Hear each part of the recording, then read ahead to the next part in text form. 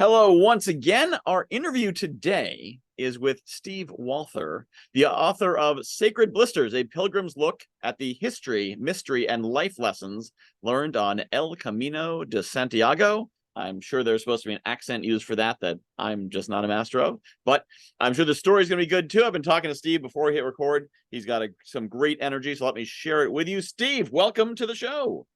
Hello, thank you, Michael. It's a pleasure to be here, and thank you so much for indulging me on talking about me.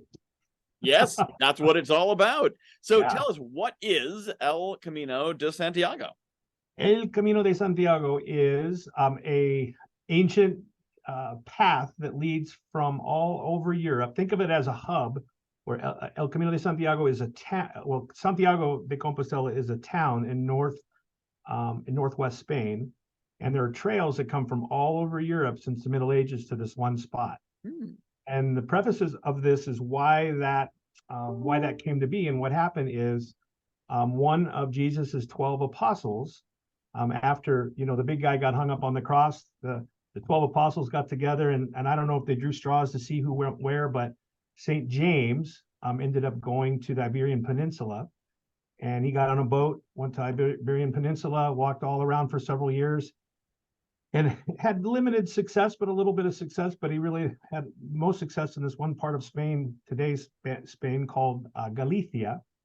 And after several years, he decided he needed to go back and see what the other boys were doing back in Jerusalem. So he gets on a boat and goes back. And when he gets there, the Romans say, "There he is. He's one of those Christian guys," and they rounded him up and cut his head off. And his disciples then kind of wrapped up his body, took it back to Spain, and hid it.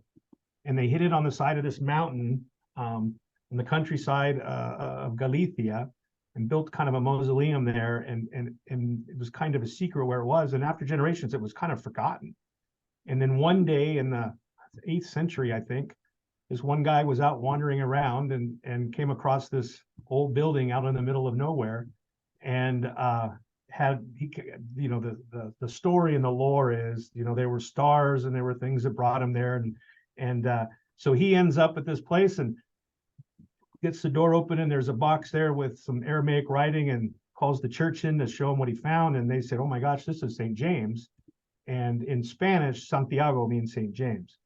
So Santiago de Compostela, Santiago de Compostela means a field of dream, a field of stars.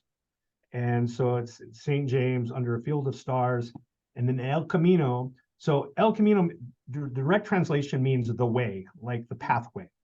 But early Christianhood, the way, they used to refer to Christianity as the way forward, the way to follow the way.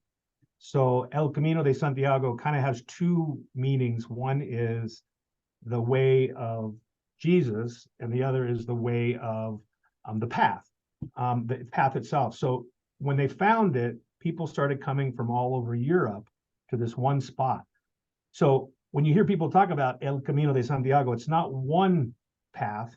There's actually 50,000 miles of trails that come from all over Europe to this one spot. So the other interesting thing is, it started off as a very Christian pilgrimage, but today people are making it from all over from all over the world, from all different religions and all different walks of life and everything. And I don't know what the percentage is, but I would say less than 50% of the people probably have any tie to religion one way or the other when they're doing it. It's more of a self-reflective. It's more of an adventure, a journey, maybe they have a change at home, family, something happening, or, some people, it's interesting. Some people, they say that they go for a physical challenge, and they're not really ready for the mental part of it when they come back. So it's in a nutshell, that's kind of the Camino and how it came about. But so there isn't one way. There's kind of your way, how you want to do it.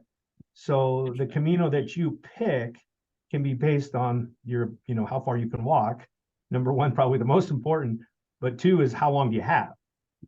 So I have a really good friend that finished it yesterday or the day before.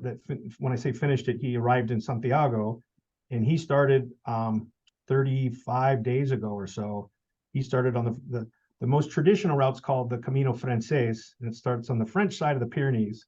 You walk over the Pyrenees and then all the way across northern Spain to this one spot, and it's still over 500 miles. It takes about 35 days, and he just finished yesterday. And so again, that's an example. So for him, his Camino was,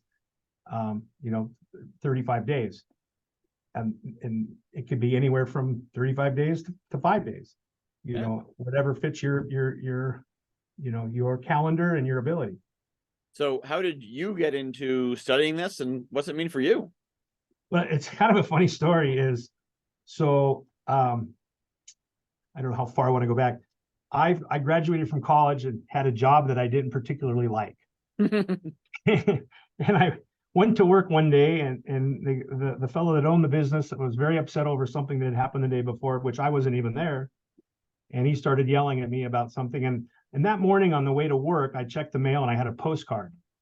And it was from a friend of mine that had went to Spain on an exchange program and never came home.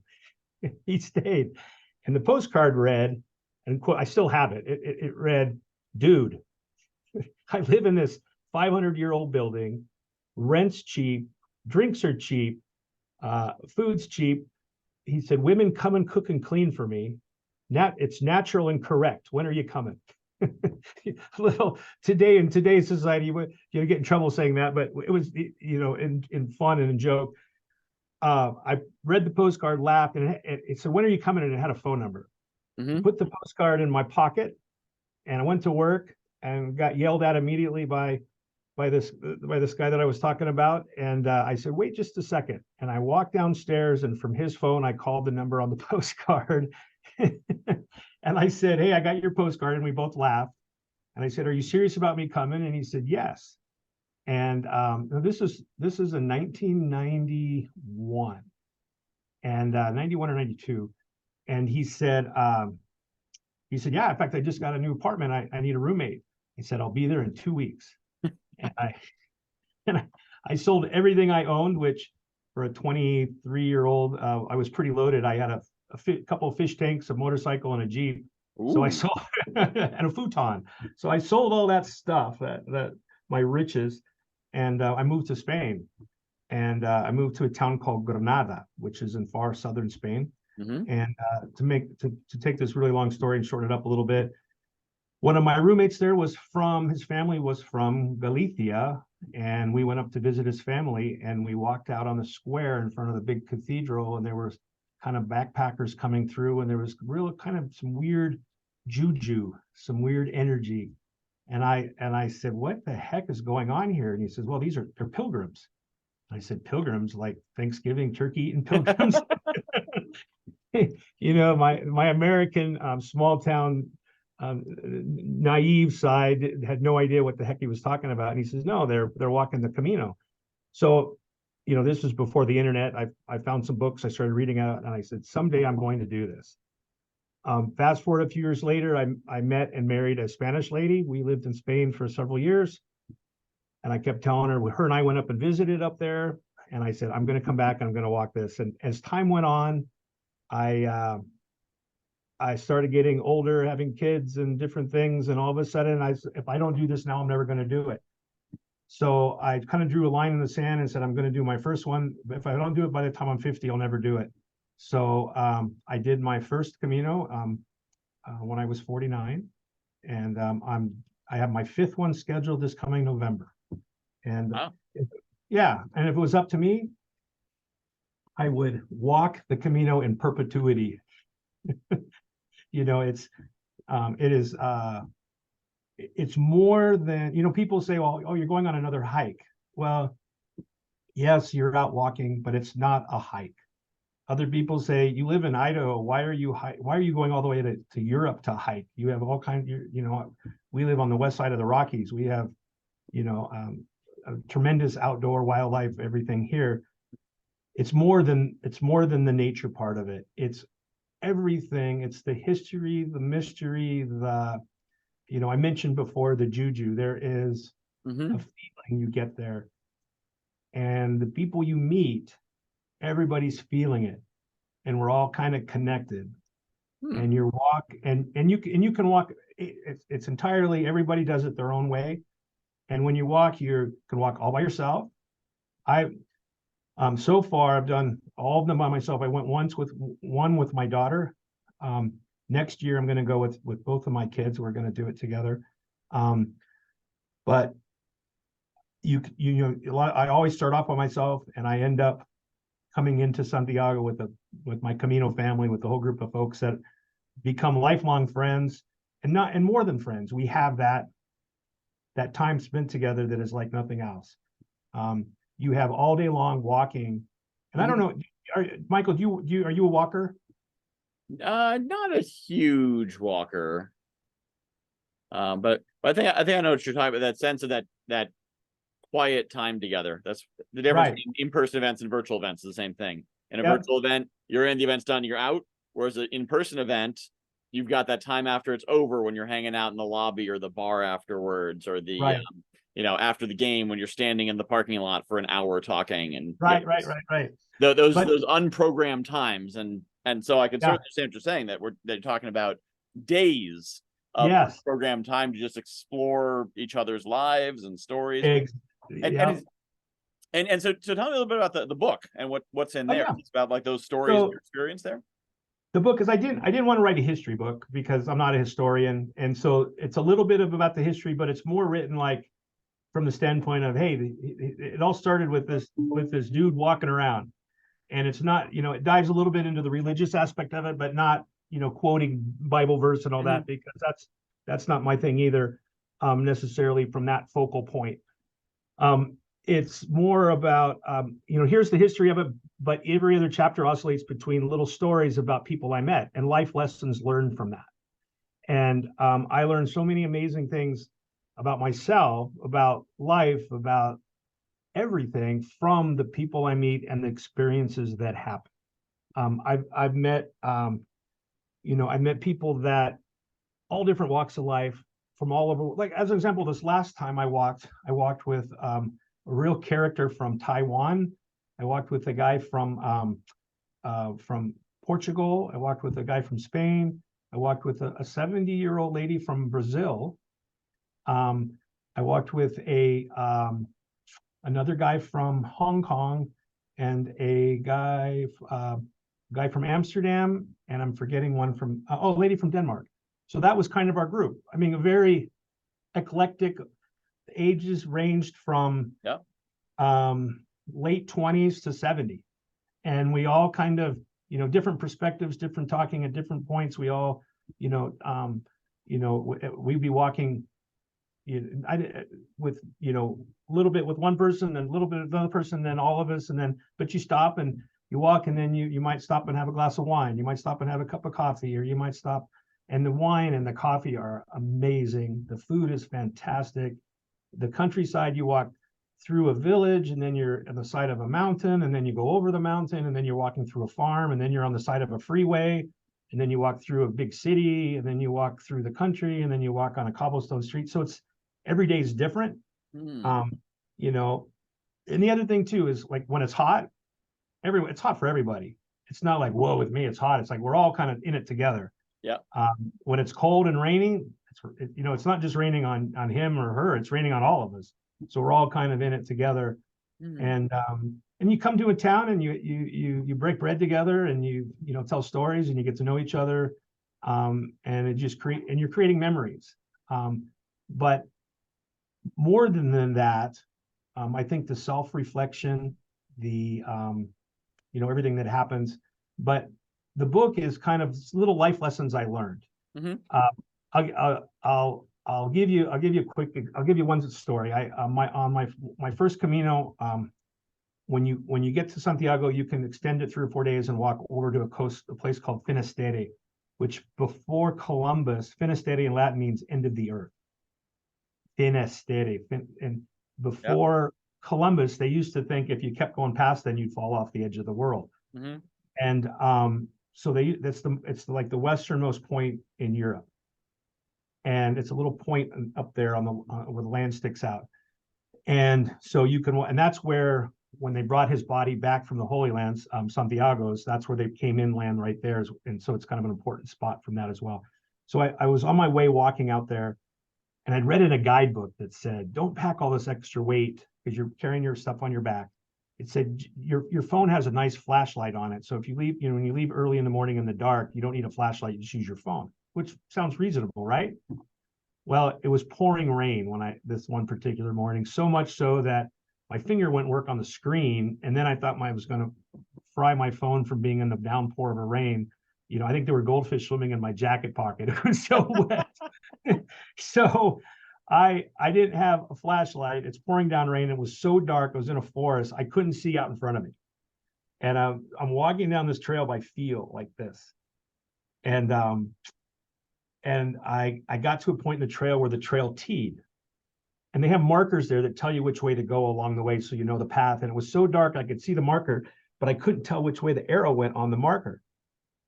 So I'm reaching, the water's like gushing along the side of the trail there, and I got to one knee, and I'm reaching up to feel the arrow to see if it goes right or left.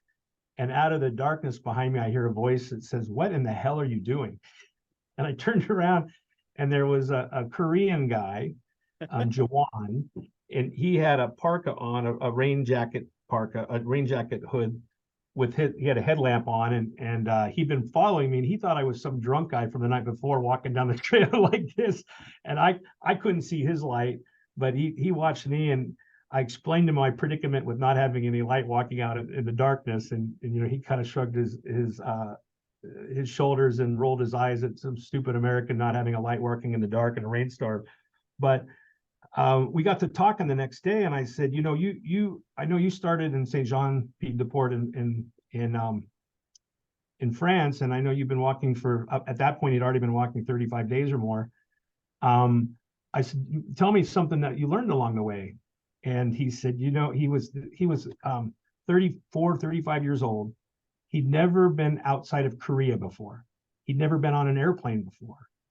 He spoke Korean, obviously, and a little bit of English, but he didn't speak Spanish, or he didn't speak any French, which is very common. Not a lot of people speak Spanish and French. Not everybody does. Mm-hmm. But he said, when I got to Paris, first time I'd ever been outside of Korea, I was lost. I didn't know how to talk to anyone. I was alone.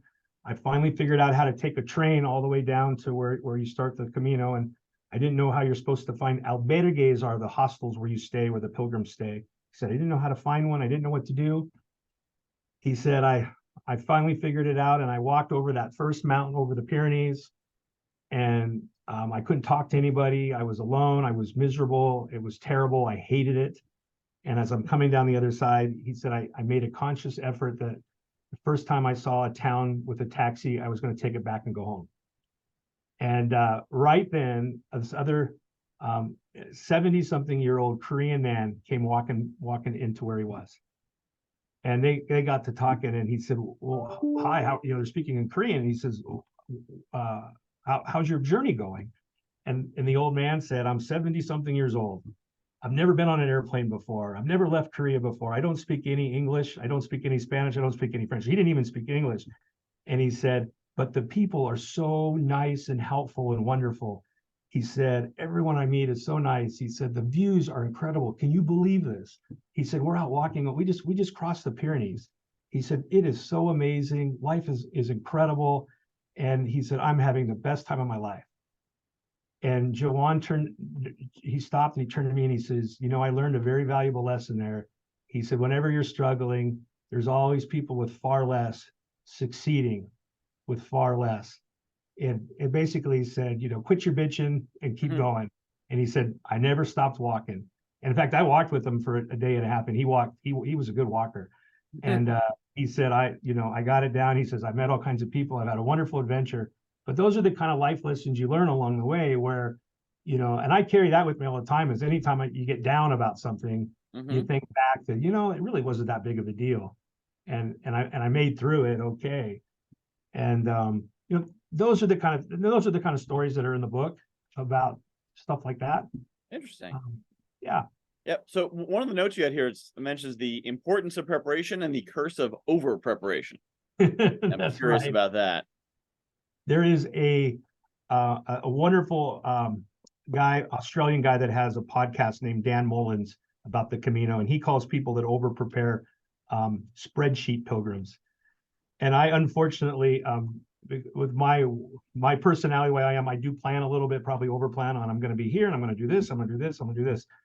But one of the things I've learned in doing several of them is, obviously spontaneity is fantastic, and you have to have some sort of outline or you're not going to make it. But one of the things that you come back with the Camino is you really don't need that much stuff, not only in your backpack, but as an example for going back home and learning to declutter your life is, what do you really need?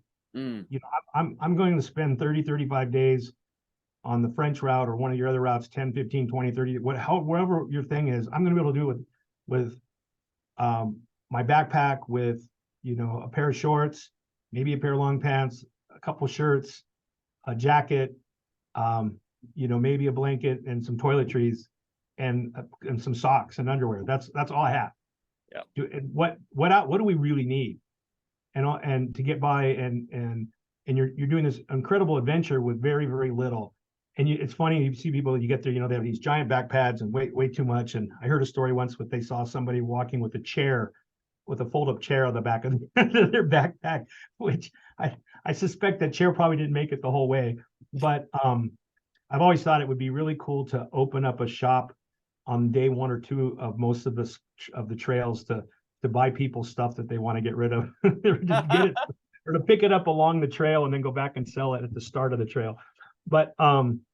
But it's a real, as far as learning about how to prepare for everything in life, is you really don't need a whole lot more than, first off, the want to, and the second is, a commitment to do it.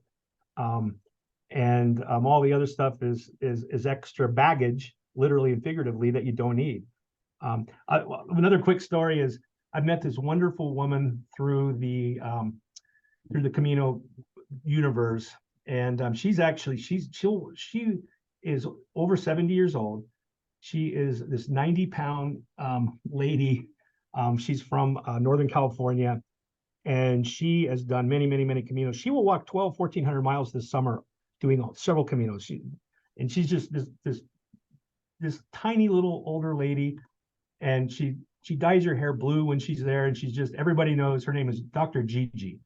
And Gigi's this wonderful lady.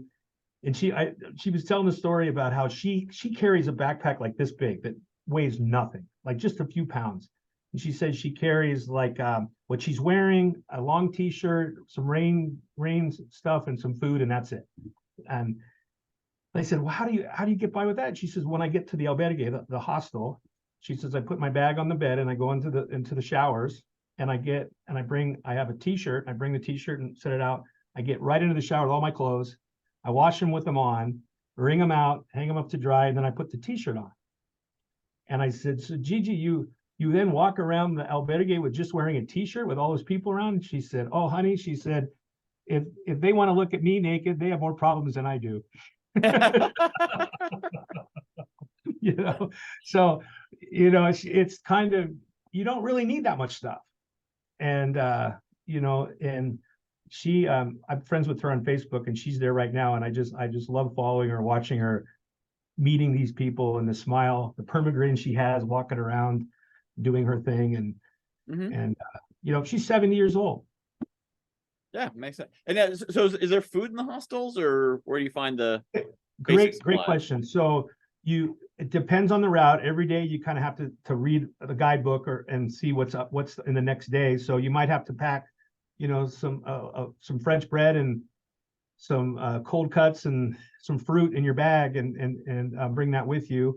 But most of the routes, every day along the way, there's restaurants along the way. And the restaurants so in Spain, they eat their big meal of the day, like at 2 or 3 in the afternoon. Mm-hmm. So you go to a place and they have what they call el menú del día, or the menu of the day, or the pilgrim's meal. And it's usually anywhere from about $5 to $15, like a 3 or 4 or 5 course meal. That's amazing.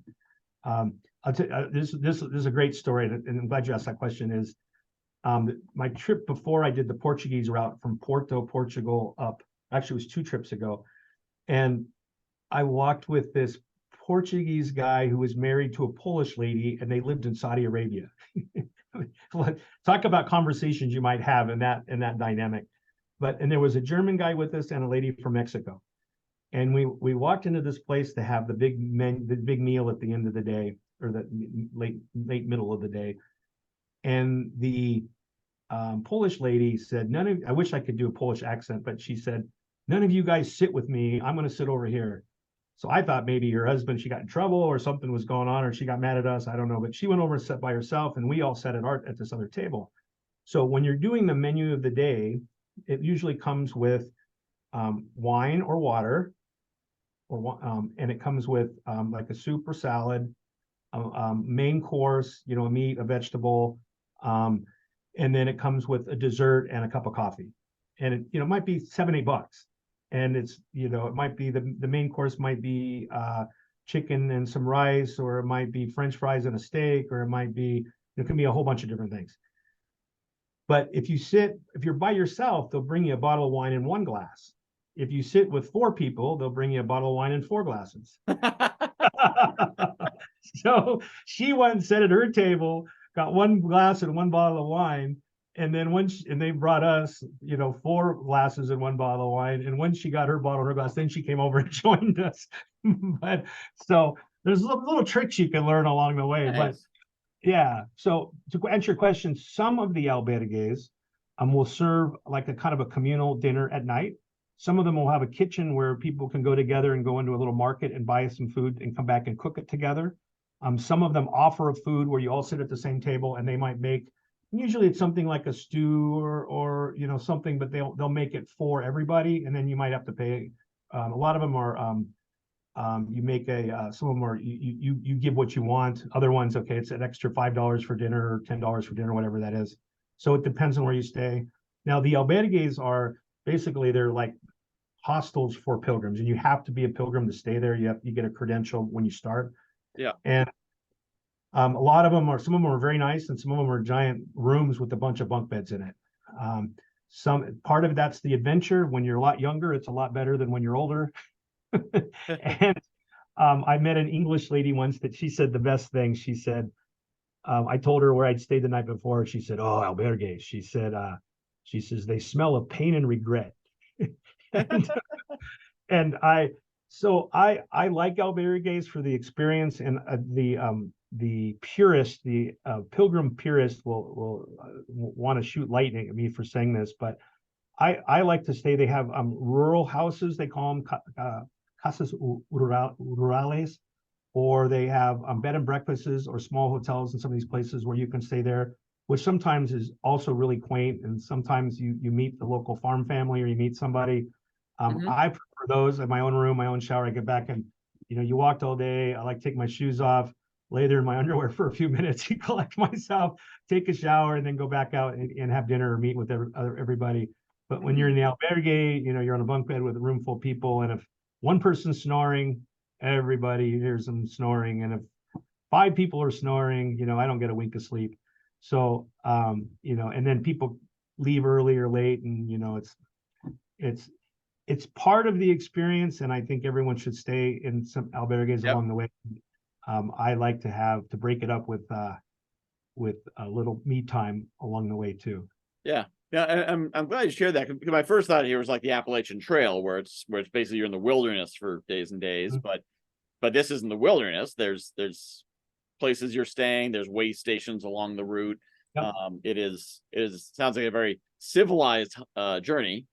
Yep. That there's it's not like the Appalachian Trail where you have to bring all your food, all your supplies, cooking supplies, tents, the whole thing. This is more of you are walking from one supplied place to another supplied place, and it's more about the journey than the hike and the physical challenge and challenging the mountain. It's more about challenging yourself more than exactly. And now there are aspects of certain routes that are very arduous and very difficult, and very you climb over some good mountains, but and there are places where people do stay in tents, and they do that, but it's very rare. I met a guy that walked all the way from Germany and he walked and camp. He had the biggest backpack I've ever seen, but he camped along the way and would stay in albergues and camp depending on what was available.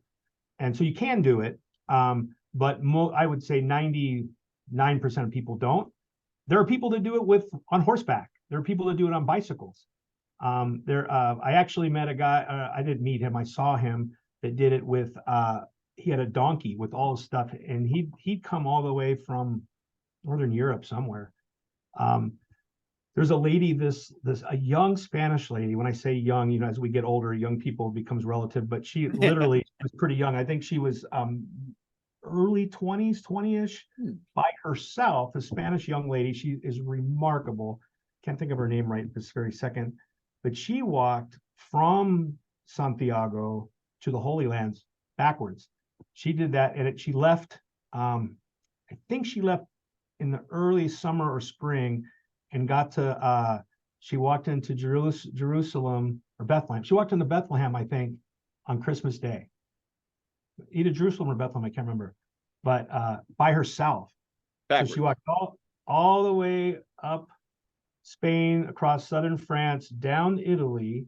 Then she took a ferry over to Greece or Turkey, and then she walked through Syria, and then I'm not sure what countries between Syria and Israel, but I think Syria to Israel, but she walked by herself that whole way. Wow. And she did like podcast interviews along the way back, and the people would broadcast them here so you could follow her journey. And it was amazing. Wow. Yeah, that sounds great. Yeah, and as I'm hearing this, I'm thinking about books like Zen and the Art of Motorcycle Maintenance. Yeah. The story of a physical journey that is also the story of a inward journey. But this is that in real life. And the concept's always been fascinating. I'm an American. So the idea of a road trip and journey. I've driven to Los Angeles. From Connecticut, I've driven to Florida, Wisconsin.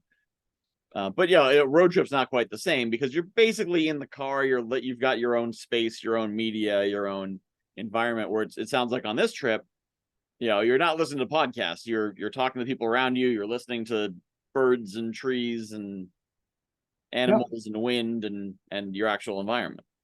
Yep. And you some people walk entirely by themselves the whole time. They're there for that mental headspace that they just want to, maybe they're dealing with something back home, or, maybe they want to do it that way.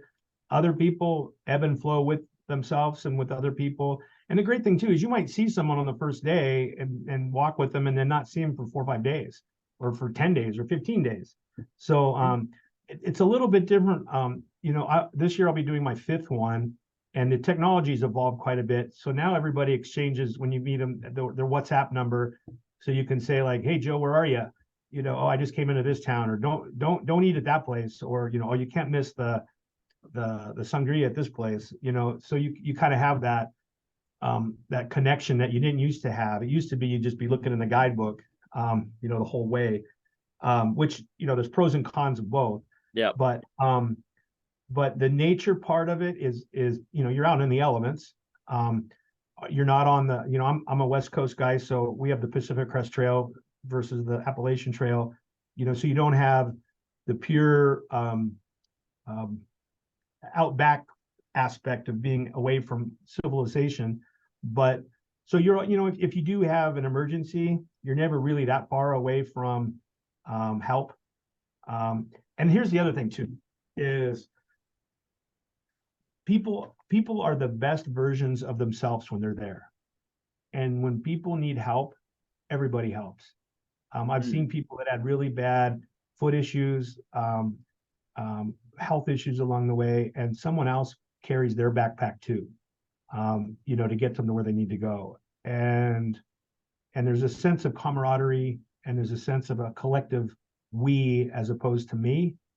Yep. And I think that's a valuable lesson that every pilgrim takes home with them. You see things through a little bit of a different light. I'm a backpacker. I love to backpack. I love to camp. I love to do all that stuff. But it's different than that because you are there's a together. Yeah. Even though you could be all by yourself, but there's still a together. But then you factor in, you're walking on a trail that, first off, 2020 years ago, the first guy who started walking around doing this. And then however many years since they found his body, people have been walking on these same trails. And the reason there's so many trails is because it's where they came up, where they originally were coming back. And one of the main differences is back then they walked all the way there and then they had to turn around and walk back. We get on an airplane and fly home, but they also, didn't have Gore-Tex and all that stuff. So their journey was much, much difficult. And then the other part of the history, that same thing was because this was such an important pilgrimage with regards to the church back then. The Knights Templar that we all know from the movies, I'm forgetting the big movie with Tom Hanks, and all the Knights Templar movies and all that stuff. Well, the Knights Templar really started out of protecting the pilgrims on the Camino. Oh, and really? then Okay. and then they started going, and then they were either going or coming from the Holy Lands, during the Crusades. So along the Camino, there are all of these Knights Templar churches that were kind of like guard stations for protecting the pilgrims. So if you were a bandit or something and you stole money from someone, basically like the Texas Ranger version of today or the Old West, they would go out after these guys and kind of protect the pilgrims along the way. So that history, that part of that, and there's all kinds of symbology along the way, like different symbols and different things that go back to the Knights Templar. And so that whole aspect of it is super cool as well. And when you're walking, you feel all that. And the people that have been walking, the millions and millions of steps that have been on that same trail, whether you're out in the field or you're out in the forest or you're on a cobblestone street, wherever you are, you're following an ancient path that is, and they say that those same paths were before Santiago, going back to the Celts, before the Celts were there in Galicia before that, and there's trails all over way back, before Christ, way back 1,000 years before that. So these trails they've been there for a couple days. Yeah.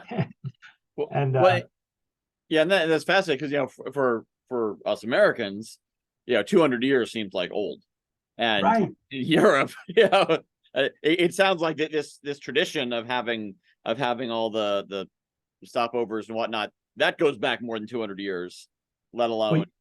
Well, you said 200 years. Out west, 80 years is pretty old. Yeah. Yep. Yeah. So feeling something that old, 1,000, 2,000, 3,000 years old, must be very powerful. It is, and again, from the religious component of it, remembering how it all got started is, one of the guys that walked with Christ, whether you believe or whether, like Dr. Gigi, who I mentioned before, she's Jewish, and she's Jewish, and she has a Star of David on her backpack, and she stays kosher, and being in Spain, eating no pork and eating kosher is very difficult, but she does it, and she's wonderful. So I mean, I've walked with Muslims, I've walked with Jews, I've walked with what am I forgetting here? Hindus, not very many Hindus, but a couple. So it's not all just Christianity now. But with that said, is when you get to the end, can you see? This is the church at the end where Santiago is buried. And when you go in there, you can go see the box where his remains are. And it's this really silver and gold encrusted box that's kind of below the altar down below, and you can walk right up to it, and you're 3-4 feet from it. So you're standing right next to a guy that walked with Jesus. Wow. Whether you believe what part of the story or not, that's still pretty powerful that he is one of the guys that did it, and he's right there. And from a historical perspective, I think that's pretty powerful. And the other neat thing too is at the end they have a pilgrim's mass. So everybody, no matter again what denomination, where they're from, their whole thing, everybody goes and does the pilgrim mass at the end, where it's kind of like a big, you're there, you did it, and they kind of what you register, you get a certificate that you did the walk, or not everyone goes and gets it, but the majority of people do. During the mass at the end, they read off. They say, "Oh, we have 27 people from France, and we have 200 from England, and 25 from the United States," and they tell where everybody came from, how many pilgrims they had that day. Oh, yeah, and it sounds like one of those places where you sort of see a convergence of faith, that faith, whatever your faith is, That's where you start to see those overlapping lines that there's a lot in common among them. Yep. That you're not like, I'm a Christian pilgrim and you're a Muslim pilgrim, and we're doing different things. It's you discover you're walking the same road, both physically and metaphorically. Yeah. Now, I will say, there are some Camino purists that say you have to do it this way, and you have to walk this way, and you have to carry in this many, baloney. I think you do what's best for you, in the spirit of what you're meaning, what's supposed to be happening. But everyone do their own Camino the way that works for them, and I think it's a wonderful thing, and really, and especially not just especially today, but the way people are so fragmented today, that it is a wonderful thing to come together. And the best part of all is, however long you choose to walk, whether it be 5 days or 100 days, is, you're not watching the news every day. And it's amazing how the sun shines a little brighter and the birds chirp a little louder when you're not listening to all that negativeness all day long. Yeah, and it reminds you of what we all have in common. And I mean, even just getting out and talking to your neighbors does that. So I can imagine being out for 5, 10, 20 days away from all that, and connecting with people, even if you are checking in on the news every night because you can't stop yourself. It's still, once you get back out there, you're reminded of, this is what people are like. They care about their families and their health, and finding peace and understanding themselves, and all the rest is noise. We all love our families. We want the best for our families. We want to be loved. We want to be we all, no matter what our outsides look like, on the inside we're all the same, and we all want the same things. And you really quickly learn that our stories, some people have different zeros behind their numbers. You don't talk numbers there. You don't get into that too much. And sometimes the most unassuming people you find out later. I'll tell you one story. In case she listens to this, I don't want to embarrass her, so I won't use her name, but I walked with this amazing woman from Mexico. And she had been working as a nanny in Ireland. And I said, why did you go to Ireland to be a nanny? She said, well, I want to learn English. And I said, you went to Ireland to learn English? And she said, I know how stupid that is now, how silly that is now. She said, but she'd been there for so many years and her visa was running out, so she had to go back home. So before she left, she wanted to do the Camino. So, and so as an American, I assume that she was probably, it was a job working as a nanny and a way for her to travel to Europe, that she may not financially be able to do it. And that's what I assumed, right? And whether that's probably unfair assumption, but at the same token, not unreasonable, right?